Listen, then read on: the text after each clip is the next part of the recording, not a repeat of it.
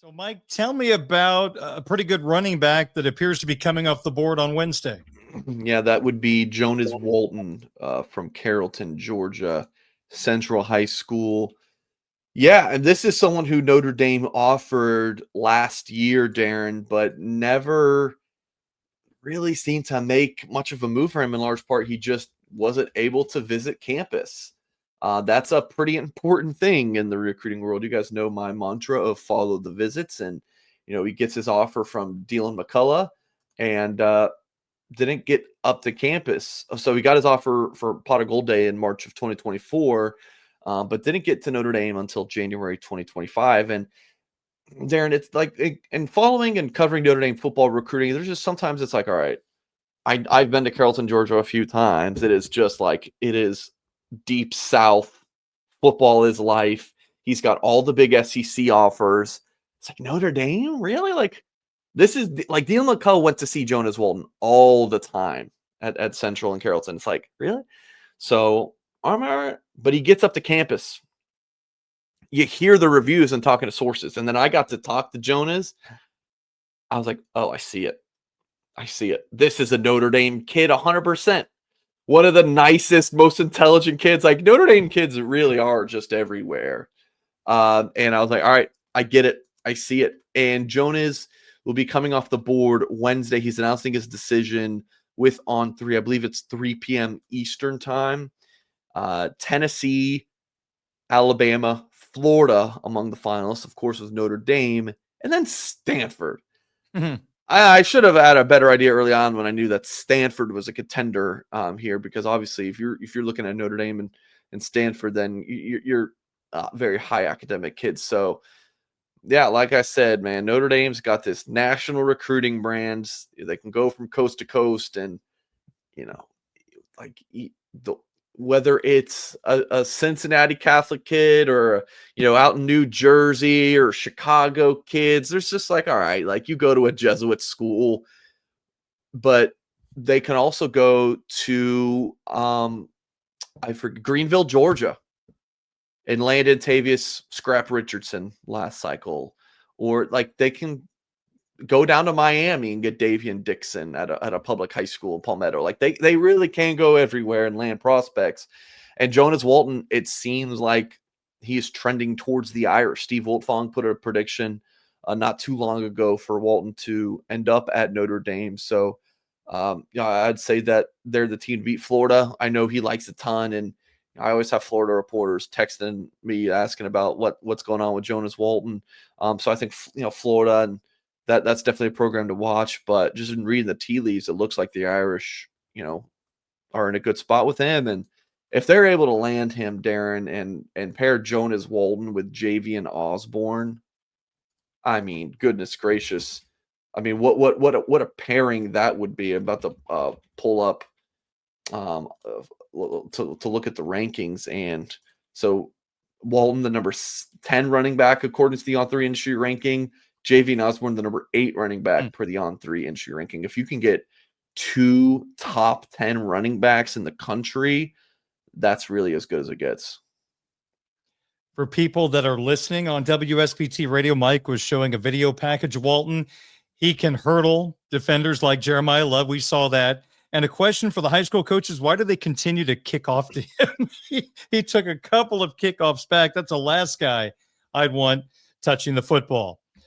Well, Mike, I'm going to feel really, really old by asking this question, because I remember back in the day on the beat when I was covering the Irish at Notre Dame Stadium, and Pittsburgh had this young, talented wide receiver by the name of Larry Fitzgerald.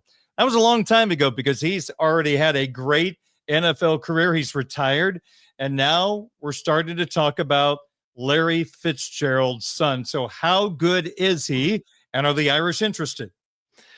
He's a really talented prospect, 6'2", 185 pounds, some big-time scholarship offers, 1 4-star ranking by Rivals. Yeah, he's very good, productive. He's a boundary guy for sure. And Notre Dame, with their 2 receiver commits right now, and Bubba Frazier and Dylan Faison. Every time I say the Faison, I'm like, I got to make sure I say the right. Because we talk about Jordan Faison so much, but his younger brother Dylan's committed to the Irish. So they definitely need some size, and Devin Fitzgerald added an offer from the Irish last week. So before we started recording, Darren said, "Mike, where is Devin Fitzgerald located?" Like, obviously Larry played for the Cardinals, um, in Arizona, and so I said, "Darren, just wait till the video. How about this? Phoenix Brophy Prep." Which of course produced Ben Morrison and Cree Thomas. Morrison, the high draft pick for the Tampa Bucks, and Cree Thomas, a freshman at Notre Dame who's already looking really good. I've heard fantastic reports about him. I even wrote about it at Blue and Gold before spring ball started. I was like, sources are raving about Cree Thomas and say he's next up. So yeah, that Notre Dame defensive backroom is continues to be so good. But now you just go again at Brophy Prep, and Devin Fitzgerald, getting his offer from the Irish. So Notre Dame is a little later to the party here, especially considering they've known about this young prospect for so long. He was at camp last year. He visited, I believe, for the FSU game. He came back in January for Junior Day. So familiar with Notre Dame. Notre Dame been familiar with him. So I'm sure he's been kind of bummed out over, the past year or so. Like, why haven't I got that Notre Dame offer? The key is Notre Dame stayed in contact with him. So it's not like they're just now offering him. It's like, all right, we gotta build a relationship with him real quick. Like we saw Notre Dame offer that kid in Charlotte who was announcing like 9 days later. Remember that Darren Gordon Sellers from Charlotte, and Irish get into the mix, and he's got a commitment date in a week and a half. And all right, let's try to get him to delay his commitment, or heck, let's get him on campus and maybe get him to commit. Notre Dame's not doing that here. They might be a little bit later to the party compared to the other schools, but they've been recruiting him just as long.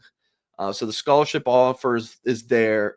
He got on the phone right away with Blue and Gold's Kyle Kelly to talk about it, which I thought was a pretty good sign. I think within like 10 minutes, he was on the phone with Kyle. He was just so stoked about it. And is very happy. He's just like talking about how this was an offer he's been waiting on for such a long time and is fired up. Michigan, a school to watch. I know UCLA, and I believe a couple others, but I would expect him to take an official visit to Notre Dame this June. And I think the Irish will have at least like right now, looking at this recruitment, I think that Notre Dame's got a good of a chance as anybody does that's currently recruiting him. And he's talented, Darren. I think he's like a plug and play guy with a pretty high upside. And obviously, Larry Fitzgerald is one of my favorite wide receivers of all time. I mean, just such a unique player. And that, like, how many guys could you see at that position be so physical, like play H-back, tight end? Like, he really could just do everything that you wanted. Play slot, play outside, block the backside defensive end. Like, Fitz could do everything. I absolutely love watching him play. So if Notre Dame's able to land Devin, I think he'd be pretty fired up, just from a bloodline standpoint. But then him as a player and as a young man, he's awesome.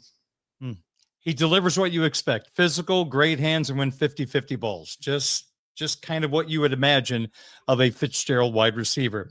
All right, Mike, a lot going on. That's just a small sample of the things you're covering at blueandgold.com. Yeah, we could have talked for another hour, Darren. Really just a ton going on at Blue and Gold. So please head to blueandgold.com, check it out. A ton of recruiting intel. The guys do a great job of, like, in terms of Tyler and Jack, like, it's a slow period in terms of the actual team in South Bend. But if there is any news, there's any interesting top 25 lists or, whatever, the guys are going to be covering it. They're going to be writing their thoughts. So if you're a Notre Dame fan and you need more Irish content outside of Darren's show, blueandgold.com is the place to be. Thank you.